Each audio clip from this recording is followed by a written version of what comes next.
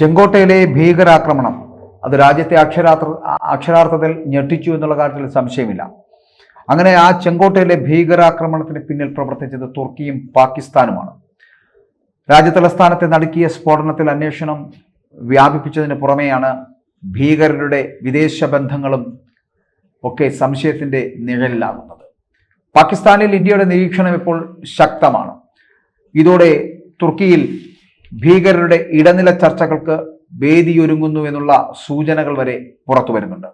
ചെങ്കോട്ട സ്ഫോടനം ഭീകരവാദ പ്രവർത്തനത്തിന്റെ ഫലമാണോ എന്നതിൽ ഔദ്യോഗിക പ്രഖ്യാപനങ്ങൾ ഉണ്ടായിട്ടില്ല എങ്കിലും അതിർത്തി കടന്നുള്ള തീവ്രവാദവും വിദേശ തീവ്രവാദ സംഘടനകളുടെ പങ്കും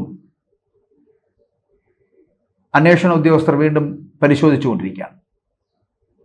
ഡോക്ടർ ഉമർ മുഹമ്മദും ഫരീദാബാദിലെ റെയ്ഡിൽ പിടിയിലായിട്ടുള്ള ഡോക്ടർ മുസമ്മിൽ ഷക്കീലും തുർക്കി സന്ദർശിച്ചുവെന്നും അവിടെ അവർ ജെയ്ഷെ ഇ മുഹമ്മദ് സംഘടനയുടെ പ്രതിനിധിയുമായിട്ട് കൂടിക്കാഴ്ച നടത്തിയുമെന്നാണ് ഉന്നത വൃത്തങ്ങളെ ഉദ്ധരിച്ചുകൊണ്ട് ദേശീയ മാധ്യമങ്ങളടക്കം റിപ്പോർട്ട് ചെയ്യുന്നത്.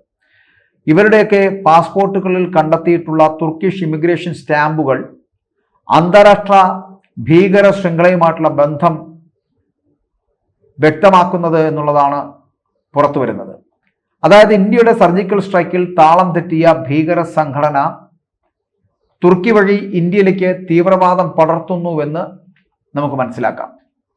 ഓപ്പറേഷൻ സിന്ദൂറിൽ ഭയന്നുപോയ പാകിസ്ഥാൻ, ആ പാകിസ്ഥാന്റെ ബുദ്ധിയാണ് ഇതിനൊക്കെ പിന്നിൽ എന്ന് തന്നെ പറയേണ്ടിയിരിക്കുന്നു.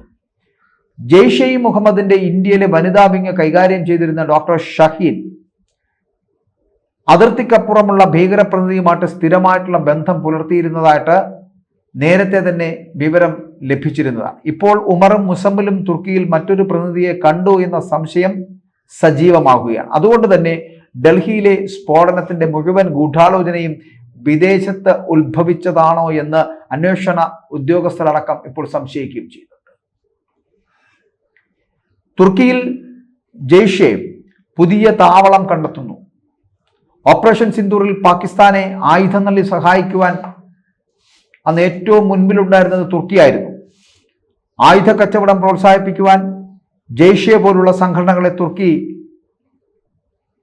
പ്രോത്സാഹിപ്പിക്കുന്നുണ്ടോ എന്നുള്ള സംശയമടക്കം ബലപ്പെടുന്നുണ്ട്. 2008 മുംബൈ ഭീകരാക്രമണത്തിന്റെ മാതൃകയിൽ ഡൽഹിയിൽ ആക്രമണ പരമ്പര തന്നെ ലക്ഷ്യമിട്ടിരുന്നതായിട്ടാണ് സൂചനകൾ വരുന്നത്. രാജ്യ തലസ്ഥാനത്തെയും ഗുരുഗ്രാമിലെയും ഫരീദാബാദിലെയും ഹൈ പ്രൊഫൈൽ പ്രദേശങ്ങൾ ലക്ഷ്യമിട്ടുകൊണ്ട് ആക്രമണം നടത്തുന്നതിനായിട്ട് അറസ്റ്റിലായിട്ടുള്ള ഡോക്ടർമാർ 200 IED ബോംബുകൾ തയ്യാറാക്കിക്കൊണ്ടിരിക്കുകയായിരുന്നു എന്നുള്ള സൂചനകളടക്കം പുറത്തു വരുന്നു. സ്ഫോടനം നടന്ന സ്ഥലത്ത് നിന്ന് ഫോറൻസിക് സംഘം കണ്ടെത്തിയ 40-ലധികം വസ്തുക്കളിൽ 2 വെടിയുണ്ടകളും 2 വ്യത്യസ്ത തരം സ്ഫോടക വസ്തുക്കളുടെ സാമ്പിളുകളും കണ്ടെത്തിയിട്ടുണ്ട് എന്ന് പറയപ്പെടുന്നുണ്ട്. ഒരു സ്ഫോടക വസ്തു സാമ്പിൾ അമോണിയം നൈട്രേറ്റ് ആണ് എന്നുള്ളതാണ് പ്രാഥമികമായിട്ടുള്ള വിവരം എന്ന് പറയപ്പെടുന്നത്. രണ്ടാമത്തെ സ്ഫോടക വസ്തുവിന്റെ സാമ്പിൾ അമോണിയം നൈട്രേറ്റിനേക്കാൾ ശക്തമാണ് എന്ന് വിശ്വസിക്കുന്നതായിട്ടും വിശദമായിട്ടുള്ള പരിശോധനയ്ക്ക് ശേഷം മാത്രമേ ഇതിൽ ഒരു വ്യക്തത കൈവരിക്കുവാൻ കഴിയുകയുള്ളൂ എന്നും പറയുന്നുണ്ട്. ചെങ്കോട്ടയിലെ മെട്രോ സ്റ്റേഷന് സമീപം ഉണ്ടായ സ്ഫോടനത്തിൽ അന്വേഷണം നടത്തുന്നത് ദേശീയ അന്വേഷണ ഏജൻസി, അതായത് NIA ആണ്. NIAയുടെ 10 അംഗ സംഘമാണ് ആ അന്വേഷണം നടത്തിക്കൊണ്ടിരിക്കുന്നത്.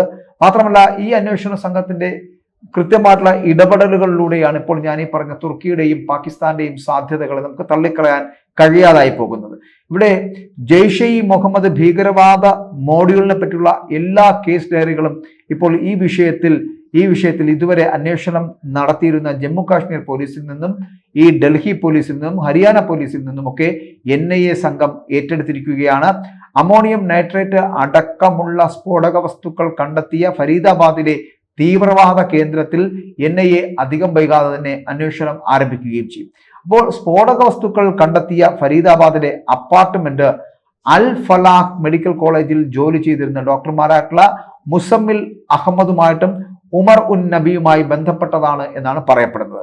അപ്പോൾ അമോണിയം നൈട്രേറ്റ് എന്ന് സംശയിക്കുന്ന വസ്തുക്കളുടെ അംശം ഈ പരിസര പ്രദേശങ്ങളിൽ നിന്നും കണ്ടെത്തിയതിനെ തുടർന്ന് മെഡിക്കൽ കോളേജിലെ ബയോകെമിസ്ട്രി ലബോറട്ടറിയും ടോയ്ലറ്റ് ബ്ലോക്കും ഫരീദാബാദ് പോലീസ് സീൽ ചെയ്യപ്പെട്ടിരിക്കുകയാണ്. ഇപ്പോൾ കോളേജിന്റെ ലാബിൽ നിന്നും പിടിയിലായിട്ടുള്ള പ്രതികൾ അമോണിയം കോമ്പൗണ്ടുകളും ഓക്സിഡൈസറുകളും ആഴ്ചകൾ എടുത്ത് ചെറിയ അളവിൽ കടത്തിക്കൊണ്ടുപോയി ഫരീദാബാദിലും ഫത്തേപൂരിലും സംഭരിപ്പിച്ചു എന്നുള്ളതാണ് പറയപ്പെടുന്നത്. അപ്പോൾ ലാബിൽ നിന്നും അമോണിയം നൈട്രേറ്റ് എന്ന് സംശയിക്കപ്പെടുന്ന വസ്തുക്കളുടെ അംശം കണ്ടെത്തിയിട്ടുണ്ട് എന്നും മെഡിക്കൽ കോളേജ് ക്യാമ്പസിനുള്ളിൽ ഭീകരർ നിയന്ത്രിത അളവിൽ രാസപ്രവർത്തനങ്ങൾ ഇത്തരത്തിൽ പരീക്ഷിച്ചതായി സംശയിക്കുന്നതായിട്ടും പോലീസ് പറയുന്നുണ്ട്. മെഡിക്കൽ കോളേജിൽ നിന്നും കണ്ടെത്തിയ സാമ്പിളുകൾ ഫോറൻസിക് പരിശോധനയ്ക്ക് അയക്കുകയും ചെയ്തിട്ടുണ്ട്. ഈ പരിശോധനയുടെ ഫലം വന്നാൽ മാത്രമേ കോളേജ് ലാബിൽ നിന്നും ഭീകരർ എന്തെങ്കിലും വസ്തുക്കൾ കടത്തിക്കൊണ്ടു പോയിട്ടുണ്ടോ എന്നതിൽ വ്യക്തത വരികയുള്ളൂ. അപ്പോൾ കോളേജ് ലാബിൽ നിന്നും 1 ഡസനിലധികം കുപ്പികൾ, മാത്രമല്ല ഗ്ലാസ് ഫ്ലാസ്കുകൾ, സീൽ ചെയ്ത പാത്രങ്ങൾ എന്നിവയെല്ലാം പോലീസ് പിടിച്ചെടുത്തിട്ടുമുണ്ട്. അപ്പോൾ ഒരു കാര്യം ഉറപ്പാണ്, ഇവ കുറച്ചു കാലങ്ങളായിട്ടുള്ള ഒരു ഗൂഢാലോചനയുടെ ഭാഗമാണ്. അത്തരത്തിൽ മാസങ്ങളായി നടത്തുന്ന ഗൂഢാലോചന ഭാഗമായിട്ട് സ്ഫോടന പരമ്പര ഡൽഹിയുടെ ഹൃദയഭാഗങ്ങളിൽ ഉദ്ദേശിച്ചുകൊണ്ട് തന്നെയാണ് ഈ തീവ്രവാദികൾ ലക്ഷ്യമിട്ടിരുന്നത്. പക്ഷേ അതിന്റെ സാധ്യത തുടരുവാൻ അവർക്ക് കഴിഞ്ഞില്ല. അതായത് ഈ ഓപ്പറേഷൻ സിന്ദൂറിൽ ഭയന്ന് വിറച്ചു നിൽക്കുന്ന പാകിസ്ഥാനാണ് ഇത്തരത്തിലുള്ള ഓപ്പറേഷനുകൾക്ക് മൗനാനുവാദം തീവ്രവാദികൾക്ക് നൽകുന്നത് എന്നുള്ളതാണ്. നമുക്കറിയാലോ തുർക്കി എന്തുകൊണ്ടാണ് ഇത്തരത്തിൽ ഒരു സാധ്യത, തുർക്കി എന്തുകൊണ്ടാണ് പാകിസ്ഥാനോടൊപ്പം ചേർന്ന് പ്രവർത്തിക്കുന്നത് നമുക്ക് മനസ്സിലാവും. അപ്പോൾ തുർക്കിയുടെ ഒരു സാധ്യത എന്ന് പറയപ്പെടുന്നത് ഈ ഓപ്പറേഷൻ സിന്ദൂർ സമയത്ത് പാകിസ്ഥാനെ ആയുധങ്ങൾ നൽകി സഹായിച്ച ഒരു രാജ്യം കൂടിയാണ് തുർക്കി എന്ന് പറയപ്പെടുന്നത്. ഒപ്പം തന്നെ ജെയ്ഷെ മുഹമ്മദിനെ പോലുള്ളവർ, ലഷ്കർ എ തോയ്ബ പോലുള്ളവർ, IS പോലുള്ള ഈ ഭീകരവാദ സംഘടനകളെ പ്രോത്സാഹിപ്പിക്കുന്നതിൽ പാകിസ്ഥാനും തുർക്കിയുമൊക്കെ വലിയ പങ്ക് വഹിക്കുന്നുണ്ട് എന്നുള്ളതാണ്. പണ്ട് ഈ താലിബാനുമായി വരുന്ന പ്രശ്നങ്ങളിലൊക്കെ താലിബാൻ ഇടപെടലുകൾ, താലിബാന്റെ പ്രവർത്തനങ്ങളൊക്കെ പലപ്പോഴും ചോദ്യചിഹ്നമായി നിൽക്കുന്ന ഒരു അവസരം ഉണ്ടായിരുന്നു. പക്ഷെ അതിൽ നിന്നൊക്കെ വ്യത്യസ്തമായിട്ട് പാകിസ്ഥാനെതിരെയുള്ള ഈ താലിബാന്റെ പ്രവർത്തനങ്ങൾ അല്ലെങ്കിൽ താലിബാന്റെ ആക്രമണങ്ങൾ സ്വാഭാവികമായിട്ടും ആ രാജ്യത്തെ പിടിച്ചു കുലുക്കുന്നുണ്ട്. അത് ഈ ഓപ്പറേഷൻ സിന്ദൂറിൽ ഭയന്നു നിൽക്കുന്ന പാകിസ്ഥാനെ അതേ നാണയത്തിൽ താലിബാൻ കൂടി തിരിച്ചടിക്കുന്നതോടുകൂടി താലിബാന്റെ ശക്തി കണ്ട് പാകിസ്ഥാൻ വിറയ്ക്കുന്നുണ്ട്. അപ്പോൾ ആ താലിബാന് പിന്നിൽ പ്രവർത്തിക്കുന്നത് ഇന്ത്യയാണ് എന്നുള്ള ബോധ്യം പാകിസ്ഥാൻ ഉണ്ടാകുന്നു. ആ ബോധ്യത്തിന്റെ അടിസ്ഥാനത്തിലാണ് ഈ ഭീകരന്മാരെ, ജെയ്ഷെ മുഹമ്മദ് ആണെങ്കിലും ലഷ്കർ എ തോയ്ബ ആണെങ്കിലും ഇസ്ലാമിക് സ്റ്റേറ്റ് ആണെങ്കിലും ഇതുപോലുള്ള ഭീകരരെ പ്രോത്സാഹിപ്പിക്കുകയും ഭീകര പ്രവർത്തനങ്ങൾക്ക് മൗനാനുവാദം നൽകുകയും ചെയ്തു എന്നുള്ളതാണ്. ആ മൗനാനുവാദത്തിന്റെ പ്രവർത്തനമാണ് നമ്മുടെ ഡൽഹിയിൽ ഇത്തരത്തിലുള്ള ഡൽഹിയിലെ ചെങ്കോട്ടയ്ക്ക് സമീപം ഇത്തരത്തിലുള്ള സ്ഫോടനങ്ങൾ നടന്നത്. അവരൊരു സ്ഫോടന പരമ്പര തന്നെ നടത്താനിരുന്നായിരുന്നു. ഞാൻ മറ്റു പല വീഡിയോകളിലും പറഞ്ഞതുപോലെ ഈ ചാന്ദിനി ചൗക്ക് ലക്ഷ്യമിട്ട്, ചാന്ദിനി ചൗക്ക് ബസാർ ലക്ഷ്യമിട്ട് വന്നതായിരിക്കണം ഈ കാർ. അങ്ങനെ ആയിരുന്നുവെങ്കിൽ നമ്മൾ ഈ പറയുന്ന 9 പേരിൽ അടങ്ങില്ലായിരുന്നു മരണമെന്ന് പറയപ്പെടുന്നത്. അത് 100 150 അടങ്ങുന്ന വലിയ സംഖ്യ മരണത്തിലേക്ക് അത് പോകുമായിരുന്നു. അതിൽ നിന്നും ചില നേരത്തെ ആ ട്രാഫിക് സിഗ്നൽ കാരണമാണ് ആ കാറ് വളരെ കൃത്യമായിട്ട് ചാന്ദിനി ചൗക്കിലേക്ക് എത്താതായി പോയത്.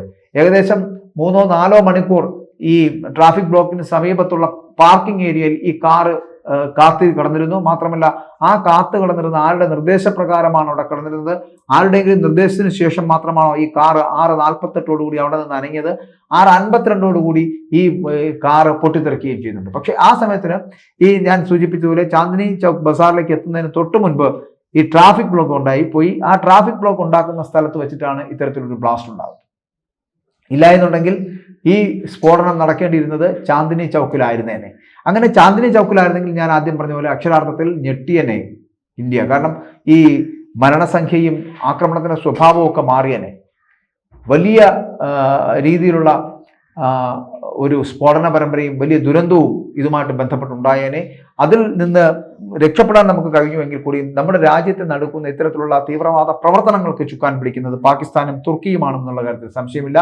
തുർക്കിയും പാകിസ്ഥാനും തീവ്രവാദികളെ പ്രോത്സാഹിപ്പിക്കുന്നുണ്ട്. അവർക്ക് ഇന്ത്യയെ ആക്രമിക്കുവാനുള്ള മൗനാനുവാദം അവർ നൽകുകയും ചെയ്യുന്നു.